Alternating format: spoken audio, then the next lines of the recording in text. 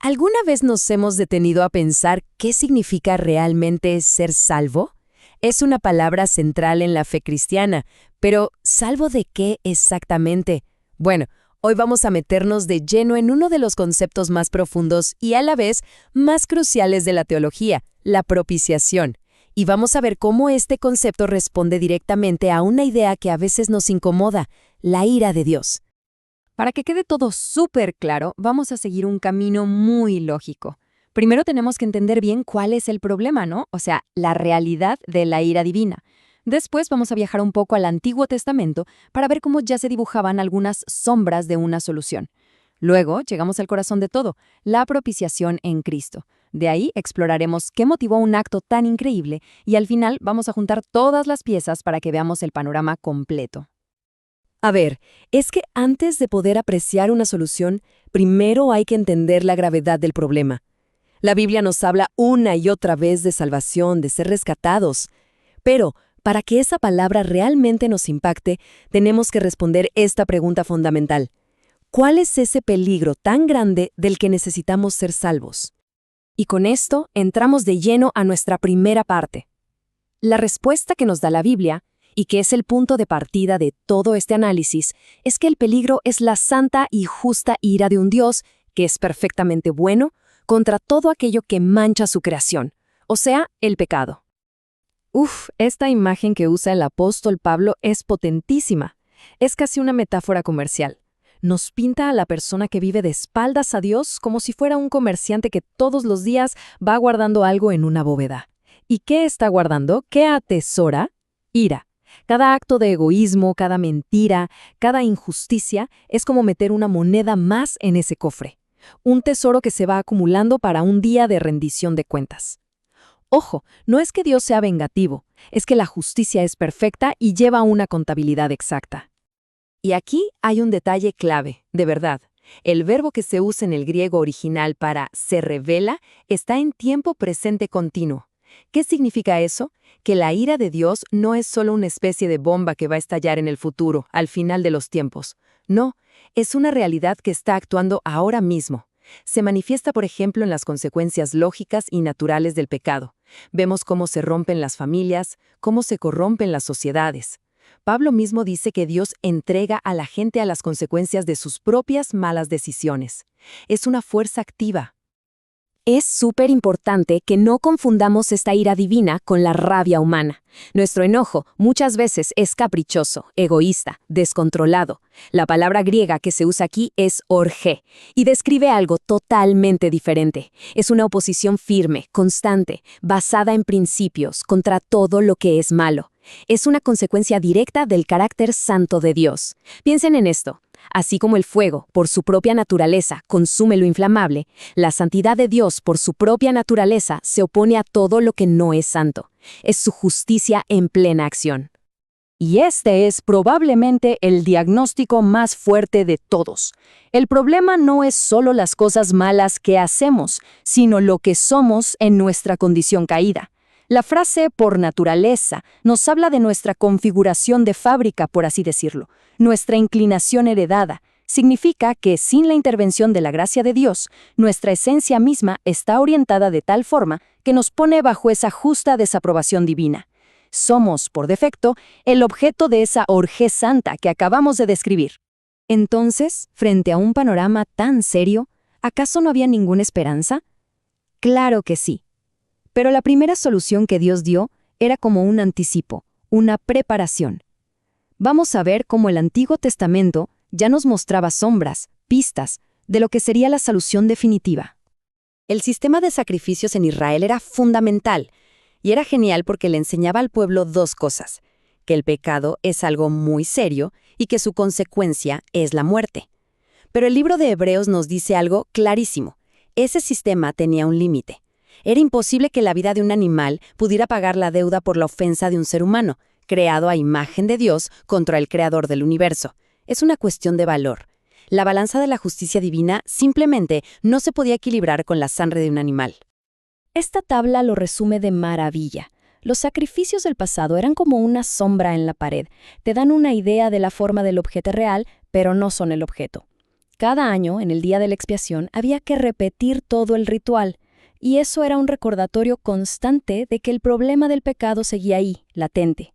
Esos sacrificios eran como una promesa de pago, un te pagaré después, pero no eran el pago en sí. Estaban apuntando a la necesidad de un sacrificio futuro que fuera perfecto, que se hiciera una sola vez y que no solo cubriera el pecado, sino que lo borrara por completo. Y claro, esa promesa nos lleva directo al clímax de la historia. La sombra le da paso a la realidad. La promesa se cumple. Dios mismo provee la solución que su propia justicia perfecta estaba exigiendo. Aquí la tenemos, la palabra clave, propiciación. En griego, hilasmos. Es una palabra con un peso teológico enorme. Y no se trata simplemente de calmar a un dios enojado como en las mitologías paganas. No. Significa satisfacer por completo las demandas de la justicia. La propiciación es lo que apaga la ira, porque la causa de esa ira, que es el pecado, ha sido juzgada y castigada en su totalidad en un sustituto. Esta es, sin exagerar, una de las frases más importantes de toda la Biblia. Fijémonos bien, dice, a quien Dios puso. El verbo griego que se usa aquí sugiere la idea de exhibir públicamente, de presentar de forma deliberada. O sea, esto no fue un accidente ni un plan B, fue una decisión soberana y planificada de Dios Padre. Él mismo puso a su Hijo en el centro del escenario como el sacrificio que satisfaría su justicia, para que todo el mundo viera cómo se resolvía el problema. Aquí se pone aún más profundo. La palabra específica que Pablo usa para propiciación aquí es hilasterion. ¿Y saben qué? Es la misma palabra que se usaba en la traducción griega del Antiguo Testamento para referirse al propiciatorio. El propiciatorio era la tapa de oro del Arca del Pacto, el lugar santísimo donde se rociaba la sangre del sacrificio una vez al año. Era el punto de encuentro simbólico entre la justicia de Dios y su misericordia. Lo que Pablo nos está diciendo es algo alucinante. Cristo no es solo el cordero que se sacrifica, él mismo es el altar, el templo, el mismísimo propiciatorio. Él es el lugar donde la justicia y la misericordia de Dios se pueden encontrar y abrazar. Este versículo amplía el horizonte de una manera increíble. Ahora, ¿qué quiere decir por los de todo el mundo? Es importante aclarar que no significa que todas las personas del mundo se salvan automáticamente. Lo que subraya es que el sacrificio de Cristo es infinitamente valioso y suficiente. Su poder es tan grande que puede salvar a cualquier persona, de cualquier cultura, de cualquier nación, sin ningún tipo de distinción. La propiciación rompe todas las barreras. Ya no es solo para un pueblo, es una oferta para el mundo entero que se recibe por la fe. Ok, la pregunta que cae de maduro es, si estábamos en esa condición de ser enemigos de Dios, bajo su justa ira, ¿qué pudo haber motivado a Dios a hacer algo tan costoso por nosotros? La respuesta nos muestra el verdadero motor detrás de todo el plan de salvación. Este versículo es, básicamente, la definición del amor de Dios. Y el orden de los factores aquí es crucial. No dice que Dios nos amó porque vio algo bueno en nosotros o porque nos lo merecíamos. Dice que Él nos amó primero, cuando todavía éramos pecadores, cuando éramos hijos de ira. El amor de Dios no es una reacción a nuestro valor, es la fuente de nuestro valor. La cruz no es lo que hace que Dios nos ame. La cruz es la prueba máxima de un amor que ya existía desde siempre. El amor es la causa, la propiciación es la consecuencia. Y aquí está la gran paradoja, la tensión que muchos sienten. ¿Cómo es posible, si Dios es justo y tiene que oponerse al pecado, pero a la vez es amoroso y quiere salvar al pecador? ¿Cómo pueden ser verdad ambas cosas al mismo tiempo sin que Dios se contradiga? Y la propiciación es precisamente la genial respuesta de la sabiduría de Dios a esta tensión. Miren qué maravilla. No es que el amor le ganó a la justicia, ni que la justicia aplastó al amor. No. Dios encontró la manera de que ambas cosas se cumplieran a la perfección. En la cruz, toda la ira justa de Dios contra el pecado fue derramada sobre su Hijo, nuestro sustituto. Y al quedar su justicia plenamente satisfecha, se abrió un canal perfectamente santo y justo para que su amor redentor pudiera fluir libremente hacia nosotros, sin manchar ni un poquito su santidad. Es la solución perfecta. Bueno, y ya para ir cerrando, vamos a hacer un zoom out, a ampliar la vista. Porque la propiciación, aunque es central, es en realidad una de las caras de un diamante de salvación que es mucho más grande y brillante. Pensemos en nuestro problema como un problema con 3 frentes. Primero, éramos esclavos del pecado, y Cristo pagó nuestro rescate para darnos libertad. A eso se le llama redención. Segundo, éramos enemigos de Dios, estábamos peleados con Él, y Cristo nos trajo de vuelta a una relación de amistad. A eso se le llama reconciliación. Y tercero, estábamos bajo la justa ira de Dios, y Cristo recibió ese castigo en nuestro lugar. A eso se le llama propiciación. ¿Se dan cuenta? No son 3 cosas distintas, son 3 ángulos de la misma obra perfecta de Cristo.